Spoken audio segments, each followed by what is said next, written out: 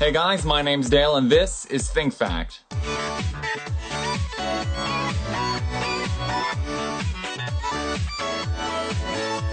So I see a lot of fact videos on YouTube, typically videos with little bits of generic information that is said over and over again, or information that's not really that hard to come across. So here is a potential mini-series that I want to offer you guys, where I try to find facts that are interesting, potentially mind-blowing, and typically obscure facts that nobody really knows about. And if you guys like what I have to offer today, I would be glad to make more. But I'll talk more about that at the end of the video. So without further ado, let's learn something. The Mona Lisa is most likely the most famous painting to ever exist. I don't need to tell you that. But did you know that Leonardo da Vinci was not the only person painting Lisa del Giocondo? And yes, that's the name of the woman in the Mona Lisa, Lisa del Giocondo. Leonardo da Vinci actually had two students who painted their own versions of the two different paintings Leonardo da Vinci made of the Mona Lisa. The first one is known as the Prado Mona Lisa. Due to the student's name not being known, it is actually named after the museum in Spain that it is currently in. Leonardo da Vinci's version, as well as the Prado's version, are actually different angles of Lisa while the painting was being done. And I actually personally like the Prado better. The other versions of the Mona Lisa were topless versions, and keep in mind that these were commissioned by her husband. Oh, the 16th century. So even though there's only one famous Mona Lisa, Lisa del Giocondo actually had commissions of many different paintings,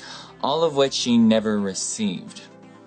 Now, many people tend to associate the Venus flytrap with tropical plant life. In many movies that have the Venus flytrap or Venus flytrap-like plants, they are always shown within rainforests of some sort. And to the surprise of those, except the people who live in its native region, the Venus flytrap is actually native to North and South Carolina, the United States. Even though it has been introduced to different parts of the country and the world, its native region is just a 60-mile radius around the city of Wilmington, North Carolina. So yes, it is about as American as the bald eagle and apple pie, and actually doesn't really fare well in rainforests. And even though it may sound stupid, we should change its name to the Freedom Flytrap, because it makes no sense whatsoever, but you know, America, yeah. Now, China contains about 350 million people who use cigarettes. They also consume about 40% of all the cigarettes on Earth. Surprisingly enough, though, China has actually allowed state-run tobacco companies to sponsor school systems and school facilities. One of the schools being the Sichuan Tobacco Project Hope Primary School,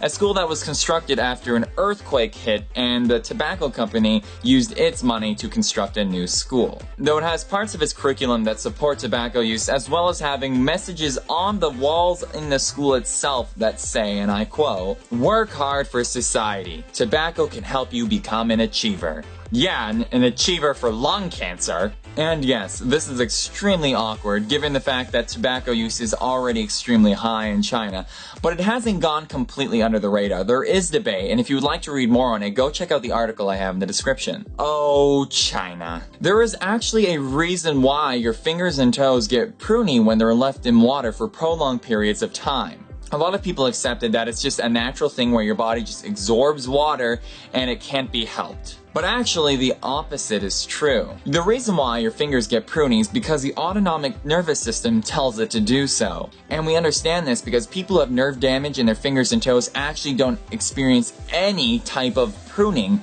in the areas where the nerve damage is. And it has been a useful way for doctors to be able to determine if there's been any damage in the given areas. So if your fingers and toes don't react and start pruning when they're in water for prolonged periods of time, I'd get it checked out because you might have nerve damage. Just about every organism on Earth that has a skeletal system uses calcium as the main material to construct it. But there is one organism that is known that actually has a skeletal system that doesn't use calcium but iron sulfates. Yep, its skeletal system is made out of iron. Known as the scalyfoot gastropod, which in other words is a snail, it uses the iron sulfates greigite and pyrite, also known as fool's gold, to be able to create scale-like seclaries.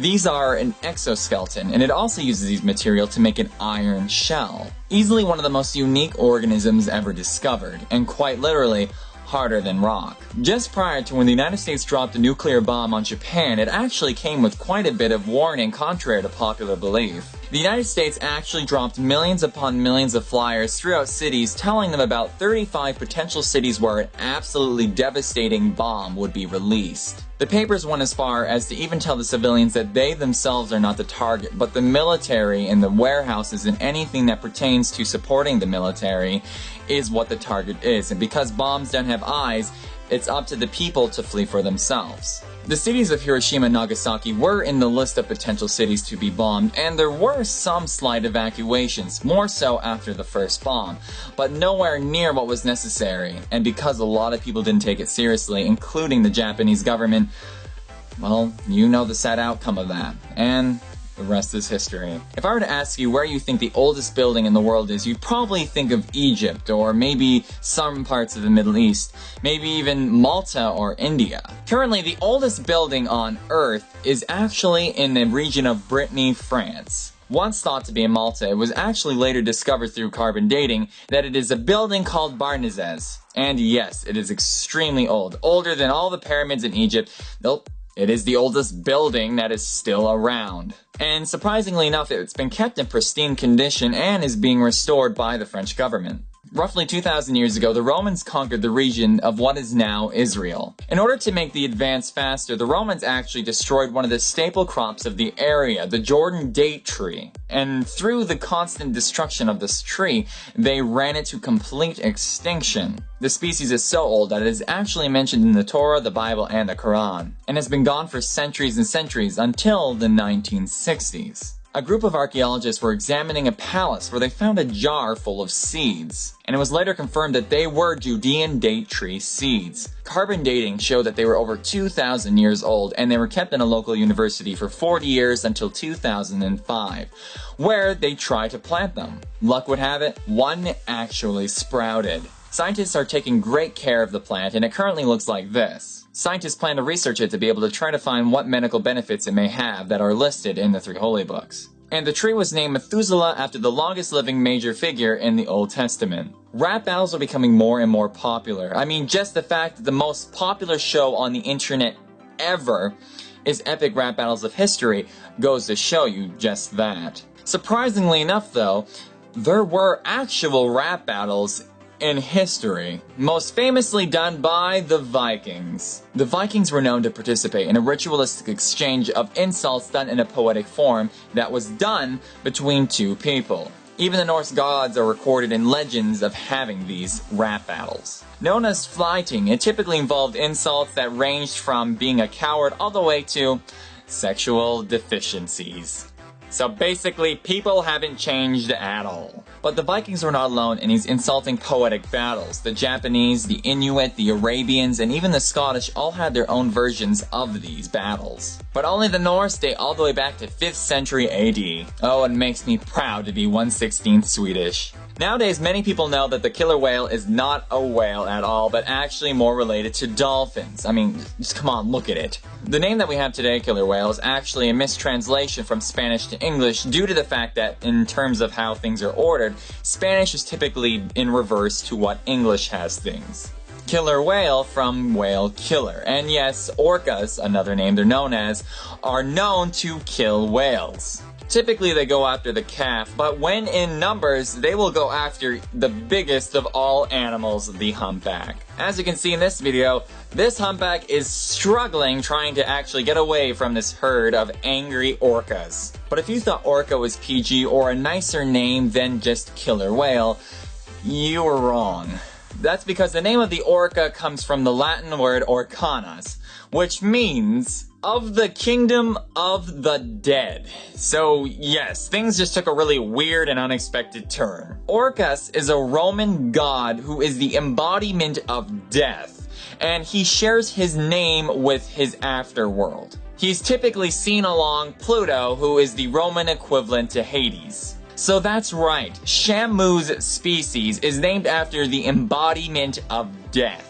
So maybe we shouldn't be keeping these animals in tanks and letting them swim with people. When both of the names of a species involve murder and death, that's 2 red flags right there. Now all I can picture is Hades and Pluto and their equivalents to hell riding on orcas. I hope someone draws that for me and makes me look like Hades. That would be wonderful. It would be beautiful. So I want to thank you guys for watching, and I thought this would be an awesome video to do. And if you guys like these types of videos, I'm willing to produce more of them. But they wouldn't be back to back, but I throw them in periodically.